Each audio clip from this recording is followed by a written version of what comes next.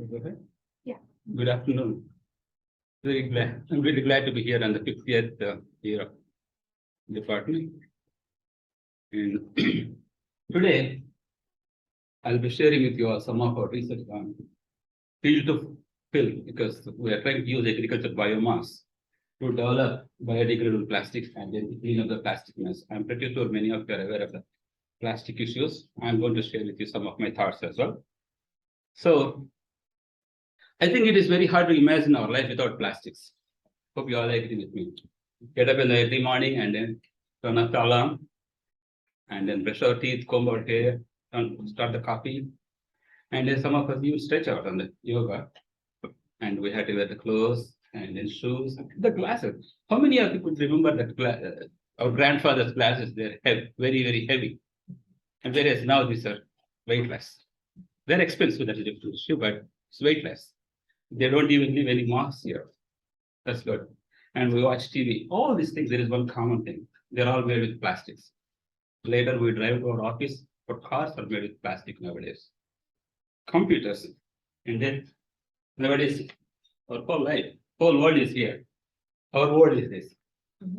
So without this, we cannot be more. So like this, the list goes on. So we are swamped with plastics. But however, was it the case earlier? No.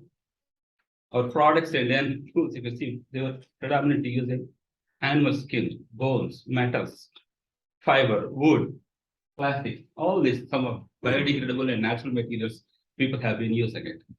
But over the years, all these natural materials have been slowly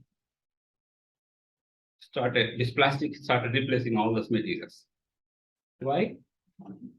The plastics are, in a way, we could call it the magic material. It does the trick, whatever we want it to do. We can mold it the way we want. And I don't have to go through all these things, but what I can say is plastic is a miracle material in that sense. So we are surrounded by the plastic mess in a way because of this, because we are producing tons and tons of plastic materials. And before I get into their disadvantages, but let us talk about some advantages. In the construction, agriculture, food, clothing, every sector, they provide the required structure. And more importantly, their flexible nature and their lightweightness opens up a world of possibilities. And especially in the medical sector, you see, we could think of having hygiene medicines and then safe transportation and even economic transportation, because now all our cars are made with plastics, and consequently we have a lot of fuel efficiency, you could see. And then this was taken advantage by the airline industry. I think 50% of their products are made with plastics nowadays. And even transport industry, we have 20 to 30% of them are made with plastics. And in the food, we take advantage, especially to increase the shelf life of the product, which is really true. So, but however, there are some disadvantages too. So in a way, we could think that plastic, we could make more than 1,000 ways of using it. It's flexible. And especially the moldability is a very advantageous property that we could exploit with. And theoretically speaking, we could create any product that we envision. We are the gods. Okay? And especially from the material science point of view, it's a very interesting molecule that we could engineer whatever we want. And that's why it has attracted even industries too. And this ideology is nicely depicted in this cartoon that was as early as 1955. This was depicted. It's so imagine now, luckily today I have seen all so-called the biodegradable cups and biodegradable plates. But imagine use and throw things. So we don't have to wash our dishes. We don't have utensils, anything, cups and forks. But I think this is a plastic one here, by the way. So all these things, use and throw. That ideology was nicely adopted by us, I mean our forefathers. And then that's the reason we have a lot of plastic mess around us. If you see the amount of plastic that is being produced, it looks like on average around 400 million tons of plastic is being produced. Predominantly, around 36% goes to the plastic packaging sector, even in food. and clothing around 12%, and construction, this is really revolutionary because they use around 16%, especially these pipes. Good old days, we used to have metal rods and all those things. All those things are replaced with plastic pipes. You know why?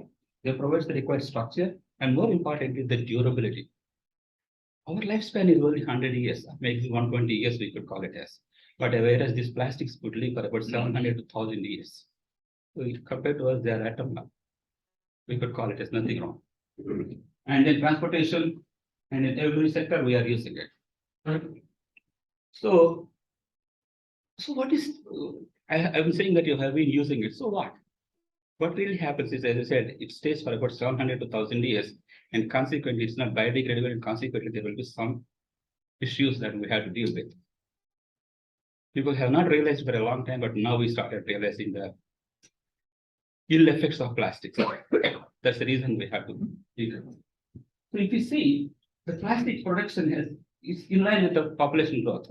So now we have around 7.3 billion people, and then you see how it is growing, and even the plastics also are growing. And during pandemic, you would have realized that we were ordering everything online.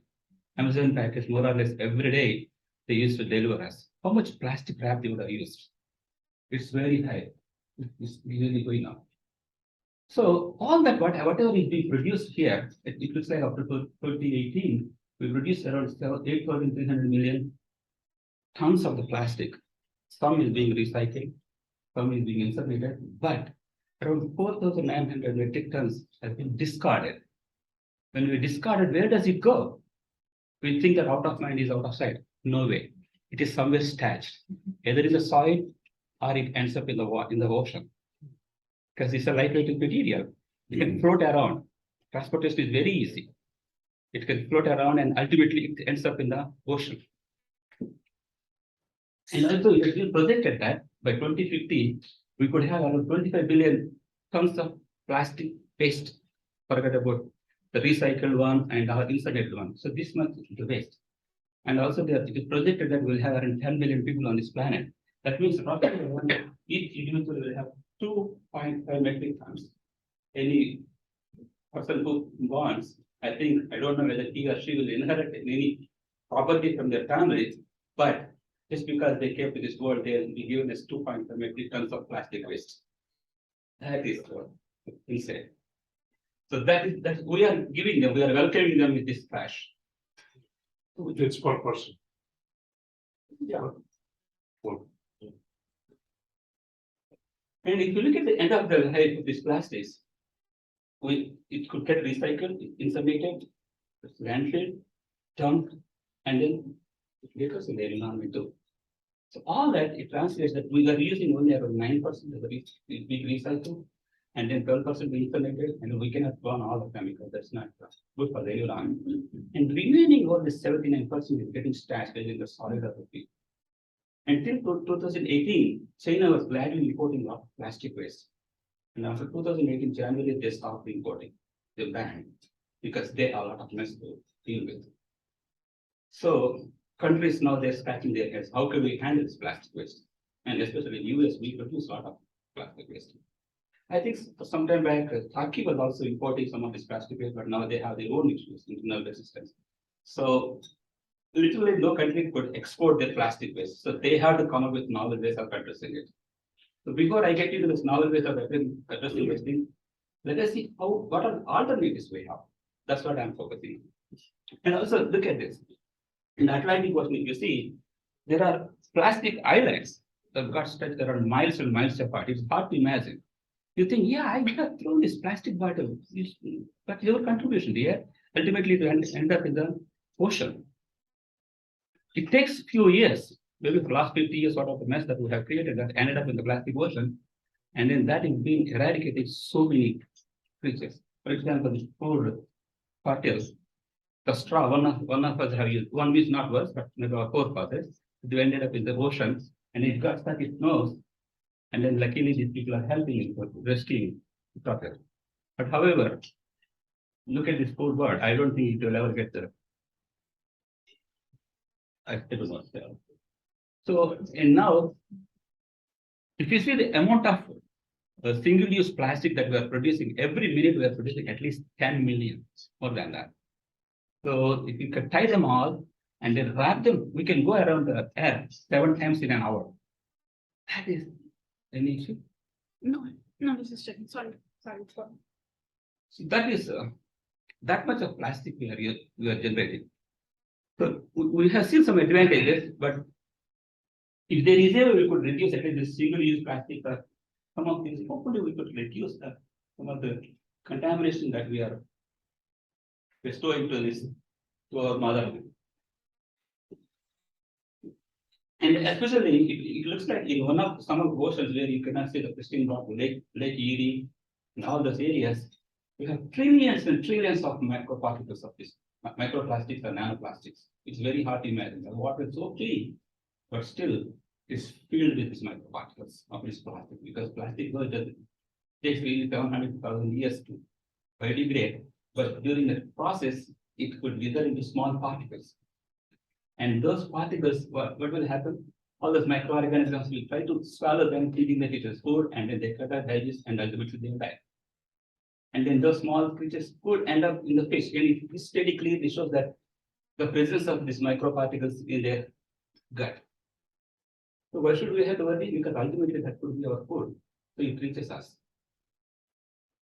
And more importantly, I think this few months back, if I remember correctly, I don't have the exact time. Even in us, happily in our blood, plastic particles are floating around. Very hard to imagine. And they could nicely accumulate the small intestine and liver, which have been proven. And sometimes, even in this air, there could be some nanoparticles. I'm not trying to scare you all, but this is the reality. So nanoparticles that we cannot see are floating around. I really like her wearing the mask, because that is good. But I really don't know, because even there she has some plastic particles there. Again, scary, but this is the reality. So we are breathing, inhaling and exhaling nanoparticles that we cannot see. And another study clearly shows that even the newborns could get these nanoparticles through mother. So this rat studies, it clearly shows that when they breastfeed, the milk through milk, these nanoparticles could get into the newborn, and then that could have some neurodevelopment issues in the infants, which is really scary too. And whenever we put in the soil, this study clearly shows that the earthworms, they lose weight and then ultimately they die.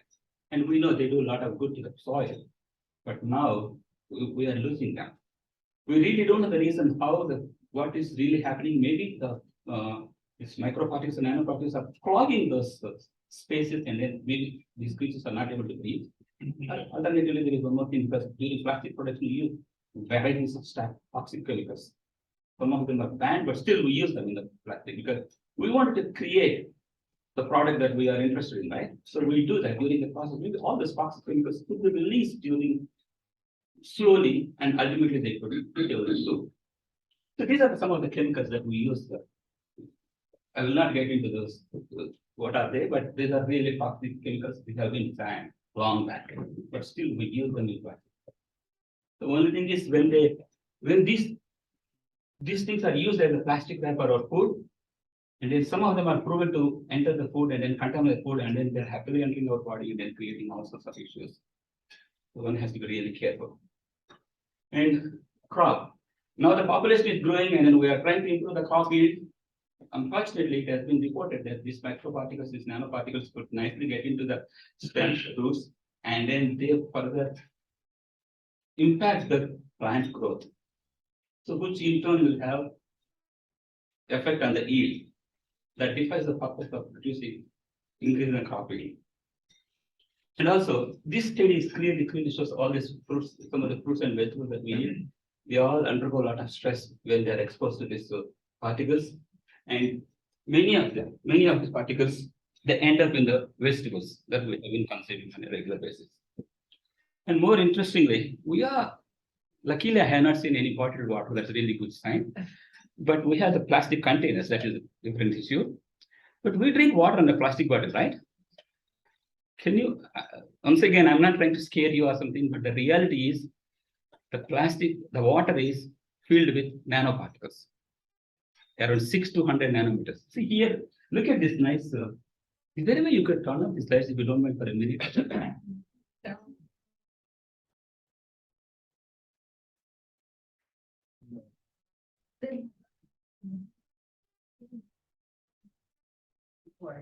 Yeah, thank you. See, hey, like stars in the sky, night, summer sky, if you see, like nicely glittering. But these are all there in your plastic bottle, believe me. Irrespective of the brand you're drinking, they're floating. They're around 6 to 100 nanometers. We cannot see through naked eye, and we have been swallowing them for a long time. So what, our body cannot metabolize them. So maybe they get secreted. But what if they get stashed somewhere? They get stuck somewhere near the liver or the kidneys, and kidneys cannot flush them out.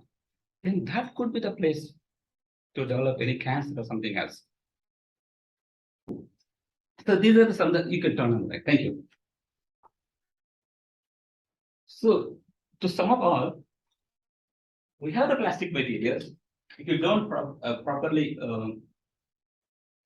inseminate or if you don't manage them properly, what could happen is they'll come back to our food cycle. I'm trying to show they can wither into small particles, and then that could be ingested by small microbiota, and then that further get to food to fish.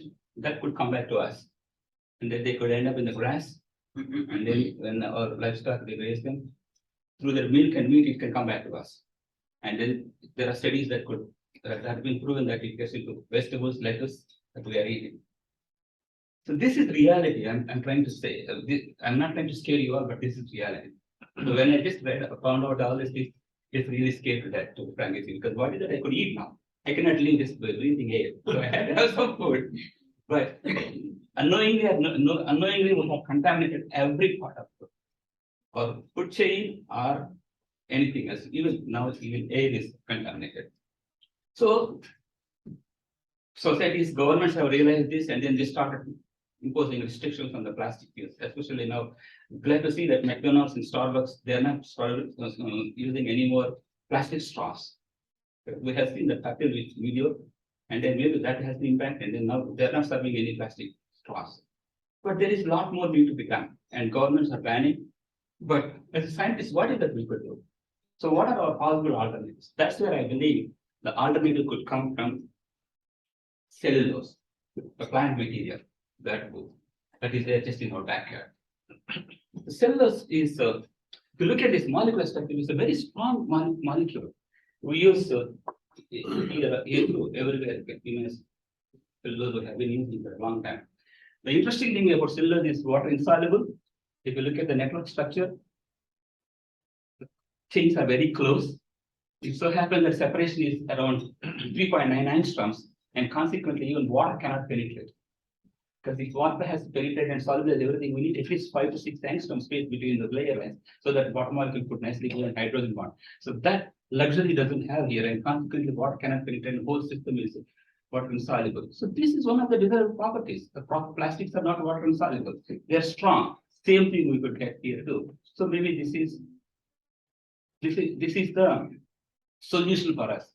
And if you look at it globally, we are producing around 700 billion tons of cellulose is being produced on a year basis, including forest and all trees and everything that we have counted. Are we using them? We are not using the fullest potential. And as I said, this is water insoluble, and consequently, if you want to make applications based on this, you need to solubilize it. What could be solubilized? People have done for the last 150 years, people have been working on cellulose. Varieties of systems are being used. So some of the sources I'm trying to say, we could get the wood and then cotton, everything else. Even in the back end, you see, there's a good source of cellulose. So we have been using varieties of chemicals like lithium chloride, ammonia, phosphoric acid, ionic liquids, sodium hydroxide. All this would help us to break those hydrogen bonds and solubilize the cellulose and create the product of interest. But however, there are some caveats here. The toxicity is very high. Some of them it is very difficult to remove the solvents, and then cost associated with them are also very high. So that is where one alternative, that's what we are trying to do. Here we are trying to use zinc chloride. The moment you hear zinc chloride, you must say, oh my goodness, zinc chloride is also toxic. Why are you using it? I said it's a green process mainly because whatever the green product I'm trying to use, I'll retrieve it back, whatever I put in the system. So I'm trying to use it to solubilize the cellulose and then try to do the trick that I want and create the product of the shape that I'm interested in. And then take out all the zinc that have been used. So whatever is putting in, we are just coming back other than few phenol. So that is, so it is a green process. So once we solubilize cellulose, what we are trying to do, we are crossing those chains using calcium chloride, and that's how we generated the films. So initially, we used a vessel, and then we created films, and these are very transparent. With my student Caitlin, and then this is really a transparent cellulose film that is like a cellophane. It's really transparent, and more interestingly, it is very strong. We could hold up to 50 to 150 pounds using a small film. That is the property of cellulose. And so what really is happening is during this regeneration process, we are creating nanofibers that normally we find in plant materials. So around 100 to 150 nanometer size of fibers we produce, and that's the reason that our films are really, really strong. However, I said I'm using aerosol. Once again, it is a plant material. And we know very well that plants are the lungs of the planets. Given a chance, we should retain the plants, right? So what are the alternatives? Now we know the cellulose could do the trick, and then hopefully that could be a substitute for plastics. But I don't want to cut the plants because this is for our health. So that's where the agricultural biomass comes into picture. If you look at it, globally, we are producing around 140 million metric tons of biomass, only from agriculture alone. There are other sources too. This is a yearly crop, because corn, wheat, oat, rice, anything. All that biomass we are generating around 140 billion. In the US, we have around 205 million right now, and then that is projected to increase to 320 tons by 2030. Because we know that now we are going into the crop yield, right? So more and more biomass is being generated. And some of the sources I'm trying to show.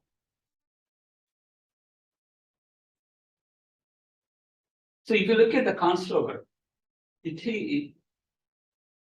has around 45% of cellulose, 30% of heavy cellulose, and then there's 20% of lignin. Also, there is a small fraction of protein, and there could be some wax, and then obviously there are some polyphenols, which I haven't accounted, but I'm making this as 100%. Don't think that there are other materials also there. Okay. So, but the interesting here is we have at least 45% of that is cellulose material. So now that we know cellulose advantage, if there is a way to extract this 45% cellulose, maybe that would be highly advantageous. If you look at the other biomasses, for example, oat, we have 35% of cellulose, wheat up to 50%, and then soy 35%, and then prairie crabgrass 40%, and citrus 45% of cellulose amount. And depending on the cultivars, once again, we know this amount could change. I will give you the maximum amount here. And one more variety I could think of is sweet potato. How many of you like to have sweet potato? Have you tried sweet potato? Sweet potato is really healthy. We know that because that would help us to just the vitamin A issues. In North Carolina, we have a big plant, and in Idaho also we get a lot of sweet potatoes. But we have my collaborators here from Kenya, and they grow a lot of sweet potatoes there. And then those vines, once they harvest them, just leave them in the field. It's not being used lots of it, and then very little is being used as a cattle feed. And also cassava, we all know about cassava. It's a very good starch too. And then, but however, once we harvest, we have to cut the plant, and then the peel also has a lot of cellulose that is being also formed. But there are some studies using cassava peel as a pig feed. But however, it's a good cellulose amount. So if there is a way you could extract cellulose, maybe that would help us to solve the plastic issues. And then sugar cane also is a good source of cellulose. We all like avocado. So we peel and then we just throw it away, dump it, right? But believe me, it has a good amount of cellulose. And then banana, every day at least one, we will eat at least one banana. The peel we throw it away. So banana peel also has a lot of cellulose. And banana plant, if you see, you'll be really surprised. I got a chance to visit Pahokee, Miami. Some of the leaves, they are anywhere from 8 to 15 feet high. And that type of leaves, there are plenty in one plant. And then one plant will give only one bunch, and then at the end, once they harvest, they have to cut the plant. So no use, because So a lot of biomass that could generate. So that's also a good source of cellulose. And then lawn grass. During summer, we try to keep our lawns green, right?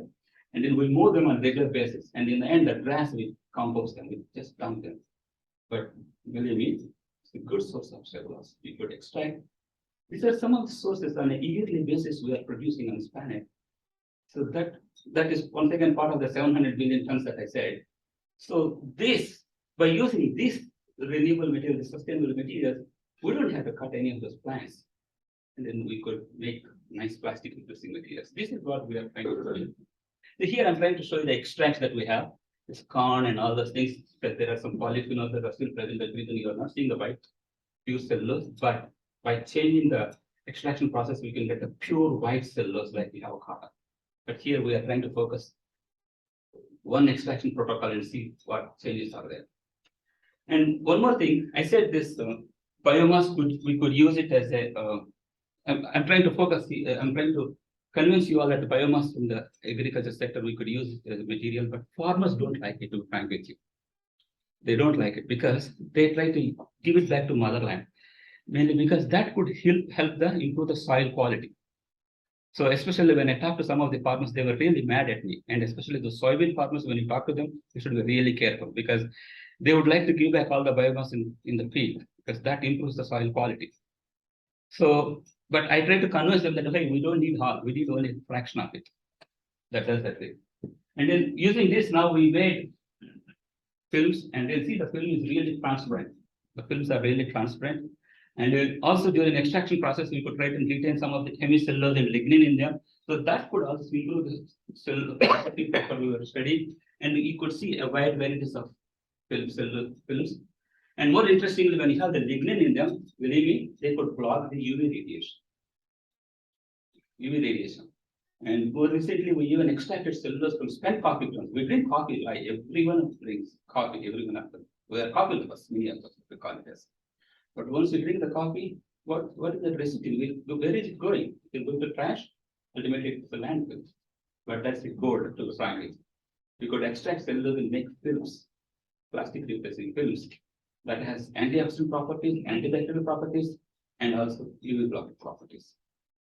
So especially when you have lignin in the films, that could give us additional, not only the plastic replacing materials, but also other properties that could help us to protect the food.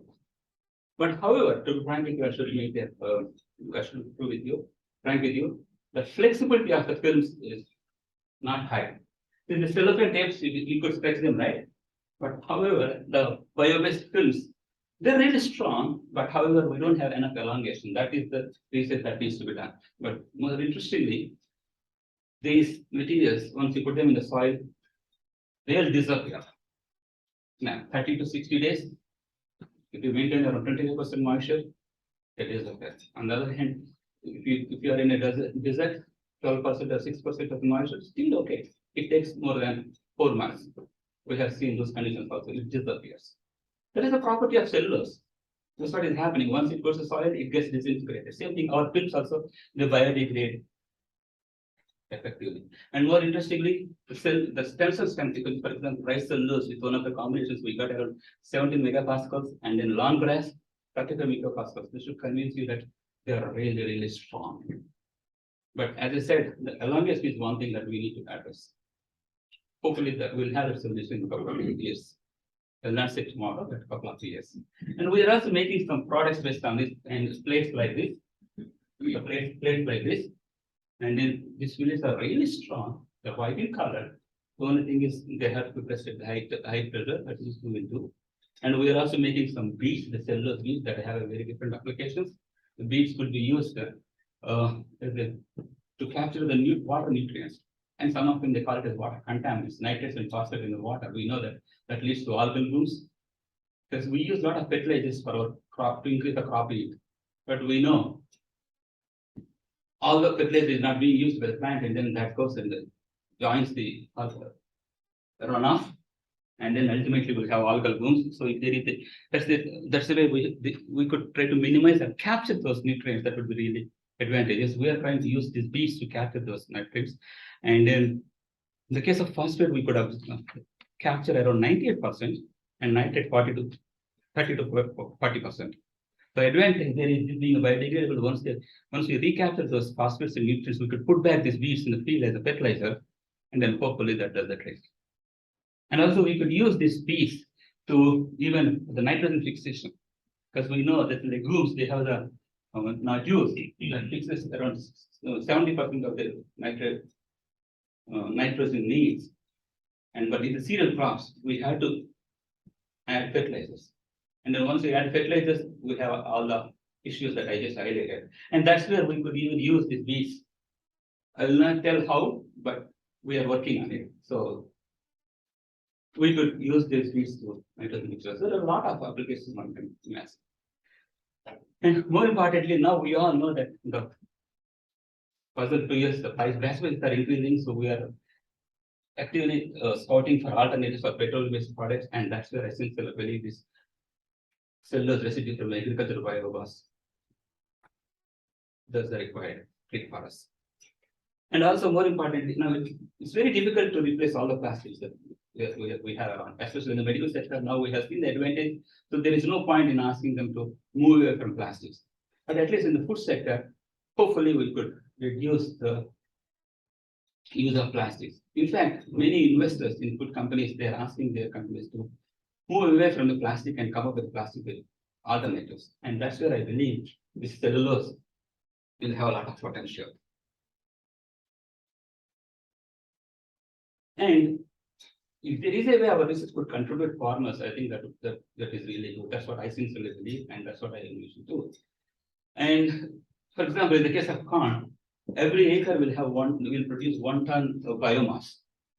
And the price, cattle feed price, could vary from state to state, but let us assume that it is $83.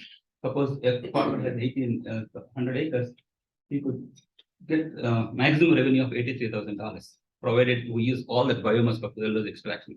But however, we know some is being used as a cattle feed, some they won't leave it in the field so that into the soil. So let us say they use 30% for the livestock feed and then 30% for the improving the soil, and the remaining 40% they give us for cellulose extraction. That could lead to that use them from $33,000 roughly. And so this is where I sincerely believe this. And so far, this biomass is being used as in the ethanol production. But however, now there's one more other alternative that we could envision. And then more importantly, this helps us to solve one of the problems that we are battling for a long time. So this is really useful for the current and future generations. So, and also if we could use agricultural biomass, the study has shown that it could be equivalent to 150 million tons of oil by 2050. So that is also really useful because now we are heavily dependent on oil. So that could be minimized too. Okay. So overall, I sincerely believe the cellulose from abundant. Agricultural biomass, it is inexpensive material. Discarded, right? So it's low value material. So by using a cellulose, we could create value-added products. So that is the highly advantage. Hope you all got convinced that cellulose from agricultural biomass could be a good source and it could be a valuable tool to address the plastic concerns. And more importantly, this nature offers a solution to all the man-made problems. That's what I sincerely believe. The plastic is a man-made problem. We are the one who created it. Otherwise, happily our forefathers were using all this animal skins, intestines, metals, wood, fibers. But this plastic was invented and we slowly shifted to this. And then now we have all these problems that we have been battling. So, but agricultural biomass is a natural material, so that is the one that offers all the solutions. And then this could really help the current and future generation. So we need to educate them to get into more research on these systems, and hopefully we'll be able to create these products that could really help us to solve the plastic issues. So that's all I have, and then I'll be happy to take your questions. Thank you.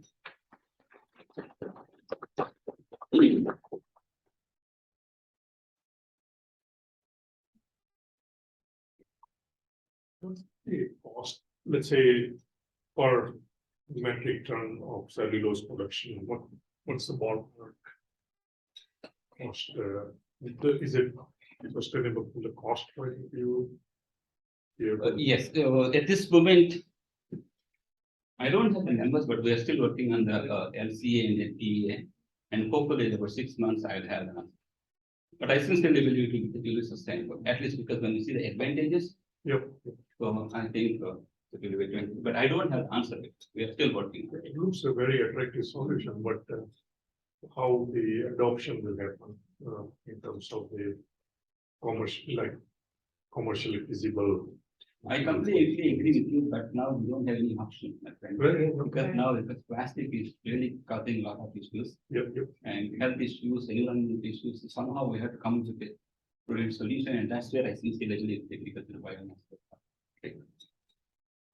Is the heat saleable property and all those things are similar to the plastic. So like when you showed here, that on the machine, with the heat sale, some of the things. Okay, they're still good, it's still good. Yeah, it's still good. But as I said, at this moment, our films are not, they don't have enough capacity. So they're not stretchable, but they're really strong. And we are working on increasing this elongation. Yeah. So I assume that you're doing a lot of the work in your lab. Have you identified partners out in industry or, that would be able to take it to that next level? We haven't yet. Okay. Because we might float our own company on the case, Okay. but I haven't talked to any industry partners. Because we are still trying to understand at the laboratory level. So once we have all this some required knowledge, then we will go. Has there been discussions with the USDA or at the federal level to subsidize the farmers? Like, they subsidize the farmers for the ethanol. So is that in the, cards? I haven't. I'm not involved in that, but I don't know. Hopefully that will come in the near future. But now, my goal is to use biomass from different sources and then show the feasibility, and then go to them and then convince hey, we can do this. Now, soy hulls, for example, I did not show the result because soy hulls has been used as a pig feed, but that is also a good source of cellulose and in the good name. We're working on more recently. Minnesota Soil Association funded my both of it. That idea. And you can see several opportunities here. What is the what does the waste stream look like for these products after they've been used? Would they be recycled? Would they be composted? Would they be The taken films? as trash? Yeah. You can trash them, no problem. Nothing will happen. They biodegrade. So compost. You can call it as compost. And then we are also making films that could dissolve in water. So that, let us say, you try to end up adding them to ocean. And then, but at this moment, I don't have results. We are still working on them. So we're trying, because these films now, whatever I showed, they are we have to add them to soil in order for them to biodegrade. But we are also trying to make something that could disintegrate in water. So when the plastic goes to ocean, there will not be any catastrophic issues. That's what we are focusing on too. Yes, sir. Thank you for an interesting talk, and my apologies for missing the initial part, but you might have talked about it, but did you, are you looking at the barrier properties of these films? Yes, sir. We haven't started it, but we will do that. Yeah, permeability for Yes. water. For Water oxygen. vapor permeability, we are looking at. We have those results. Yeah, I because- did not show them here. Yeah, so typically you'll find that it will be higher than for synthetic plastics. That's usually a bit of bottleneck with certain applications. For many applications, it doesn't matter. For certain, it will matter. So, second question, you're talking about the elongation properties.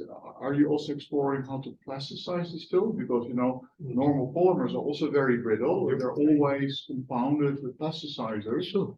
They're working on plastic. Polyethylene will be very crystalline. It's very brittle if you don't plasticize it. So So we are using glycerol at this moment, yeah, and we are also exploring sorbitol and Yeah. other things. yeah. So, as I said here, I just gave you a general overview. I did not get into the details. Yeah, And I just focused only on the tensile I'm strength. interested to hear that you're working on it. Yes, thank you. Yeah. Yes. Are there differences between like different sources of cellulose? Like For sure, as. what really happens is the molecular weight of the cellulose is going to, the degree of polymerization is going to be different. So that reflects on the tensile strength and all other properties.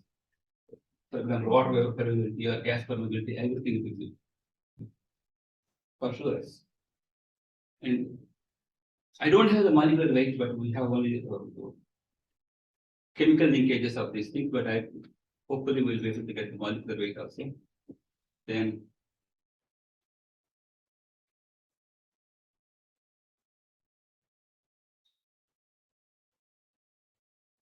but they are different. That's what I can tell you. That's what I can tell you. They will be different. Just a comment, there was a USDA project, and they were trying to make some bio, from, Could be mine. no, it was from milk. Milk. Some lactose and, the Pennsylvania Oh, Peggy. So she was working on it, so maybe there's something for you to probably. yes, sure. We could use the protein Yes, also. yes. Yeah, So I those, should not say it's a matrix, but we could make binary complexes of the cellulose with the protein matrix, yes. and then that could help to include the elongation. Polymers, yes. We are working on it, frankly. Yes. And those things are like edible. Yes. Basically, they were calling this is like great to have an alternative plastic. There was a project that they were working on edible film, so you can actually eat this film with a protein modified. We are complexing the cellulose with varieties of biopolymers, including protein.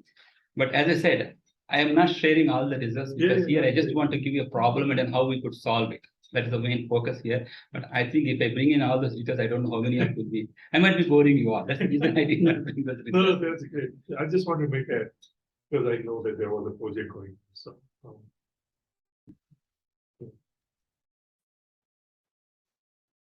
Just more out of pure personal curiosity. But you mentioned at the beginning of your presentation a lot about how microplastics are like everywhere. Is there anything that you personally have done to try to avoid exposure to that, or you just kind of accepted it as it is what it is? I stopped buying water bottles, to be frank with you, but my wife and kids, I'm biggest envy to them now. They got used to water bottles. I stopped buying water bottles and I had to go and drink tap water. But we know tap water, we have other issues because there could be some hard metals in it, but maybe that could help us. That's what but that's one thing I'm doing it, but my family is not doing it, so I cannot advise you to do that. It could be possible that there's some cheaper bottles like thin material may have more, nano plastics. No, the study shows that they took they analyzed 25 brands across the world. Irrespective of the brand, we have those nanoparticles. So it is nothing to do with the brand or something. So there's a property.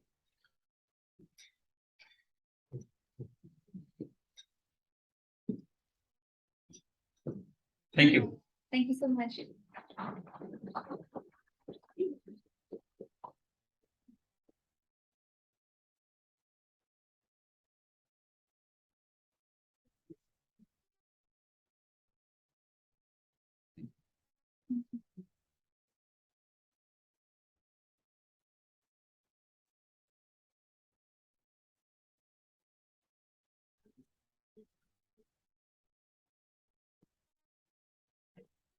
All right, do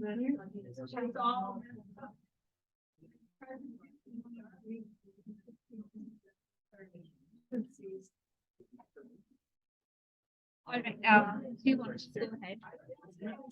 Okay. Yeah. So I'm going to ask Dr. Muthu to step forward and proceed with the star volunteers and announcing the recipient for the President Award. Can I please have your attention for a few more minutes? Thank you, Priyanji. Appreciate your feedback and also the organizing this meeting. Thank you all for coming, for attending today's meeting. It's very important that we recognize our volunteers. We are all volunteers for that matter, but there are few people they came to my attention when I was a past president. A lot of times I misspoke. I was a president-elect last year because I'm the president of Minnesota IFT section this year. During my time as a program chair and president-elect, you all know that we went through COVID and there was a transition. As a president-elect, I was trying to push more in-person event last year. And from the beginning, I got pushed back saying that we are not ready for doing that.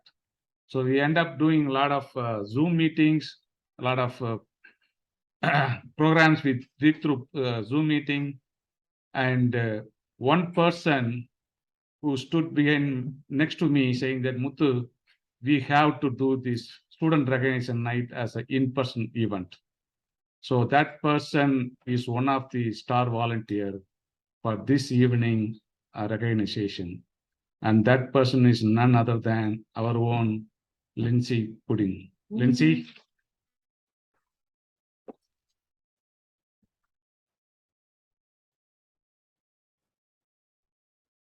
So she has been doing a lot of work, she did a lot of work and as a programming committee also, but she went above and beyond anybody had done it. And she played a big role in terms of recognizing our student recognition night last year.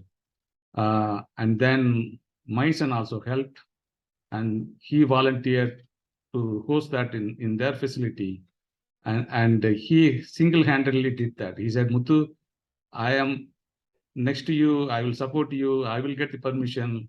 Let's do it in Puris Incorporated. And we had about 60 people attending that event. And there were a lot of people on Zoom call also. So it was a great event. Lindsay, would you like to come here?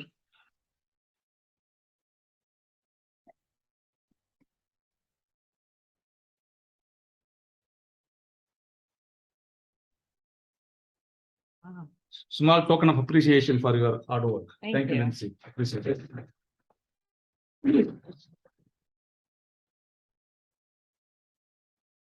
The next person is none other than my son, who did a lot of work. Several things he did for our and he's still doing for our section. He was a guru of our money. He is a treasurer. Now he's a treasurer, and last year he was a Iceland treasurer, I guess. So he did a lot of things. And these star volunteers, I want to make it surprise for them. So I didn't tell them they are going to receive this plaque and recognition. So I lost the Mason this evening. So he left a few minutes ago and I didn't realize that. So I was trying to go and chase him and I couldn't be able to chase him. In the whole process, I got locked out. Just few minutes ago, I got locked out from the building because I didn't have the phone with me. I didn't have anything with me, just myself. Luckily, one of the food science students came by and then she said, I'm here to rescue. So I was able to come here and then present the plaques this evening. So anybody here to receive my son's plaque? Finance committee? I'll say some. Please, yeah. Take a picture of it so you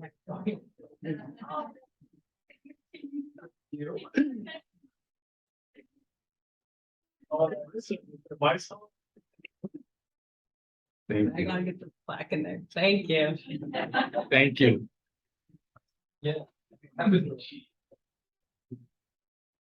So it was a great opportunity for me to present these awards. I'm sure I'm missing a lot of people, but I will make sure that I will work with Hasmukh and then we'll recognize a lot more star volunteers next year and moving forward also.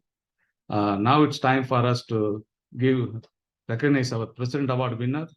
For that, I'm going to ask past President Emily to do this honor, because a lot of times what happens is, I'm not sure what is in the bylaw or something like that. Typically, people say that our President Award is given by the president, current president, but it didn't make sense to us because we missed the giving President Award the year before, last year. So in that process, I asked Emily because she was a president last year, and she and her team selected this recipient who is going to be recognized today. So for that, Emily is going to honor the recipient today. Emily. So I'm really pleased to, 2022 President's Award. This is the committee made up of the president last year in the section, as well as 2 past presidents. So George and Kumar. The President's Award we've had in our section since 1987, 35 years of recognizing outstanding service for our volunteers. If that's, yes. The purpose is to recognize a member of the section who served the section and the profession in an outstanding manner. Includes an engraved plaque, an honorarium, recognition at this dinner meeting, as well as recognition in national IFT forums. A reminder that all members are eligible. Nominations can be made by anyone. So if you're thinking about next year, feel free to make some nominations. The award is really meant to recognize dedication to our professional scientific society, and it's just a small way for us to say thank you. These are all of the past recipients, which you can also see in the pamphlet that's on your table. And I'm really excited this year to announce Mike Getter as the winner of the President's Award for the Minnesota Section of IFT. Mike is a practice lead at Act Talent Scientific. He, in his role, he really helps support food safety, regulatory, and R&D professionals build their teams and progress their skills. Mike's been a long-standing member of our section. He's sat on the New Professionals Committee, the Employment Committee, apparently is currently chair of the Employment Committee, Golf Committee, and is now also serving as chair of the Expo Committee since 2019. And it really is in that last role that I think Mike has really made a lasting impact on our section. As the chair of the Expo Committee, he was really integral in leading our section through all of the challenges of the pandemic. When it became apparent that we weren't going to be having a 2020 Suppliers Expo, Mike researched options, pulled in experts, ultimately found a solution that enabled our section to have an online expo in partnership with Chicago section. Though the 2020 expo was smaller than typical, it really allowed our section to receive some income, essentially remain solvent as an organization, which is no small feat. We were also able to contribute to student scholarships and really maintain our connection and relevancy with our membership, as well as the local industry. In 2021, though some people are hesitant to attend in-person, especially large in-person events, the 2021 Suppliers Expo was also a success. Under Mike's leadership, the event came close to pre-pandemic numbers and served as a pivotal moment in the Minnesota section to reintroduce in-person events to engage with our members and our industry partners. On a personal note, Mike's from St. Paul, lives in White Bear Lake with his wife, Jen, 3 children, Teddy, Poppy, and Landry. Thanks, Mike. Please come up.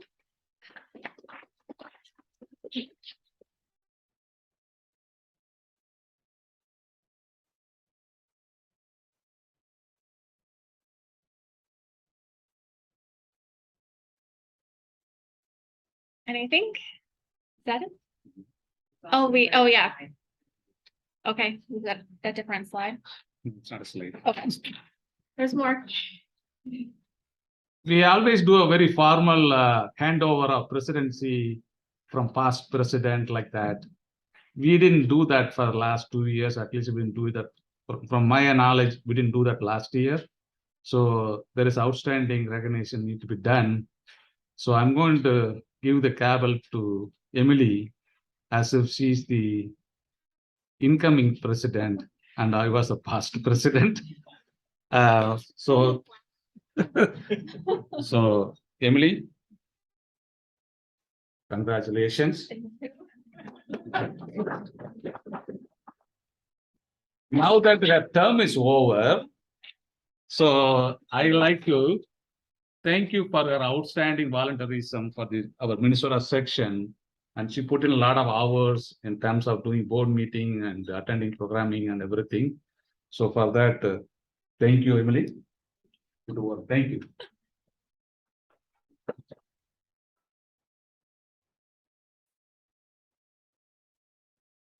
And now I'm very pleased.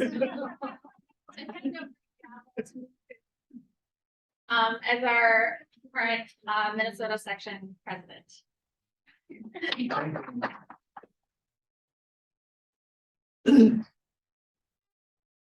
Okay, that concludes our Minnesota IFT recognitions for all the star volunteers, President Award, and then recognizing the presidents and the past presidents, thanking the past presidents. So we have come to a conclusions session for this evening. We went through very fast track, so we didn't follow the agenda item very well. But that's okay.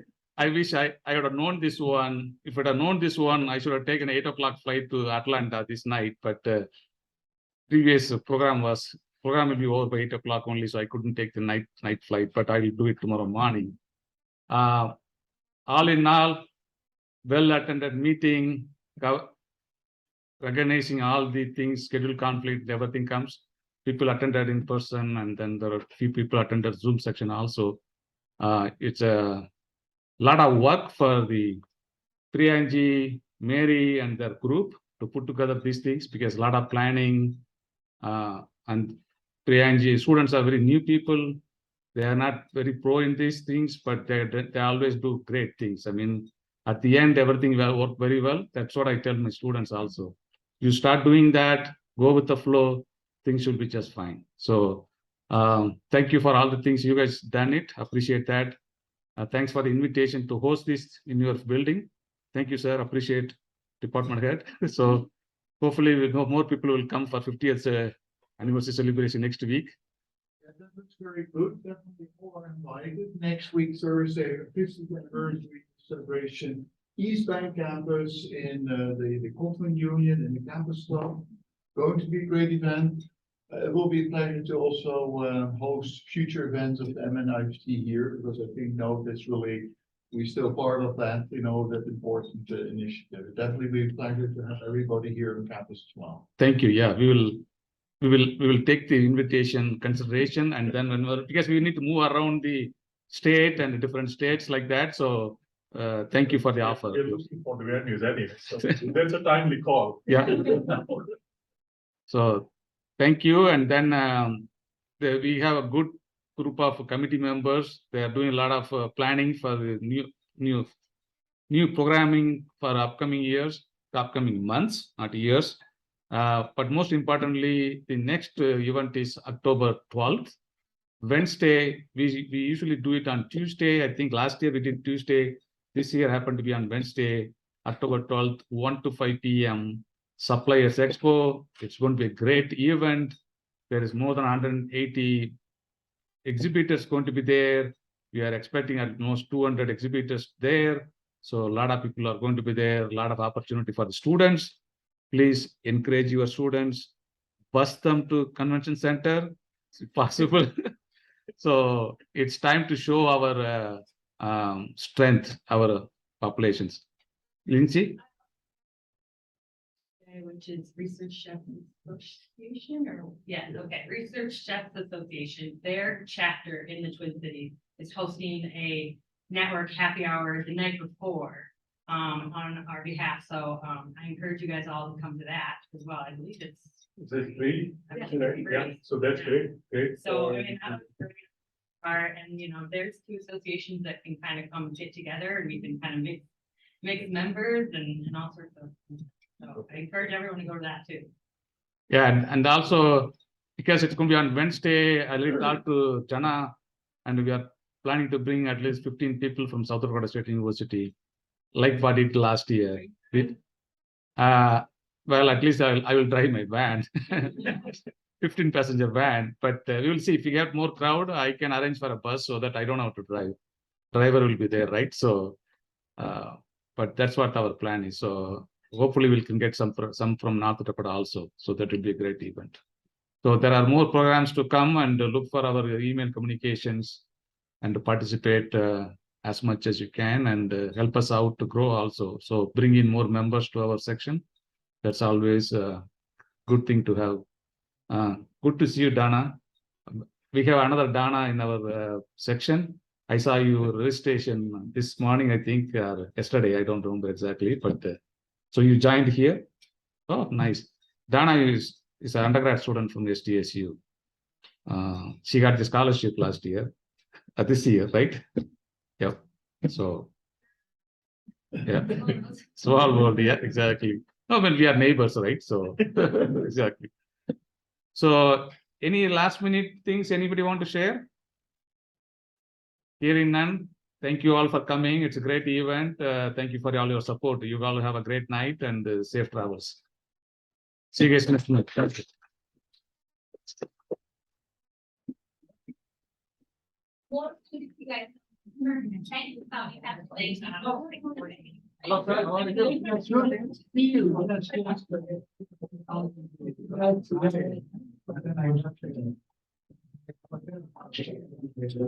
Oh, really?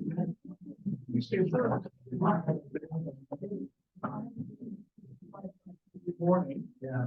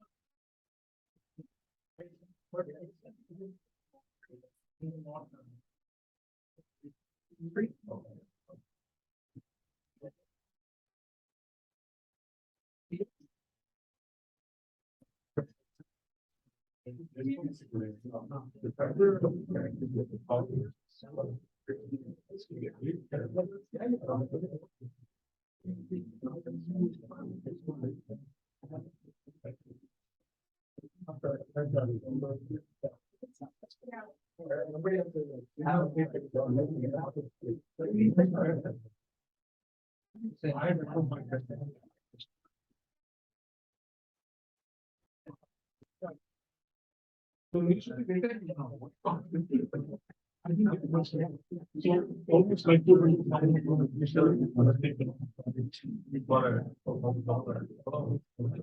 maybe I think they probably see me. Yeah.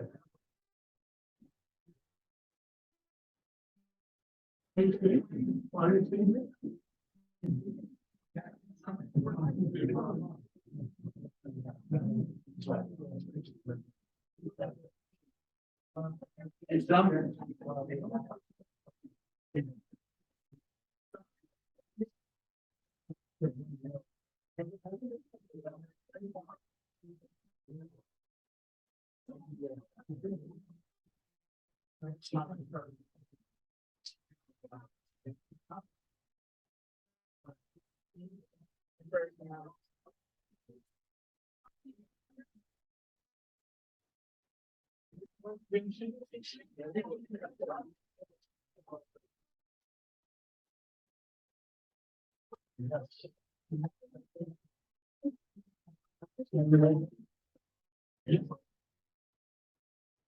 See there. Here, like. So, yeah.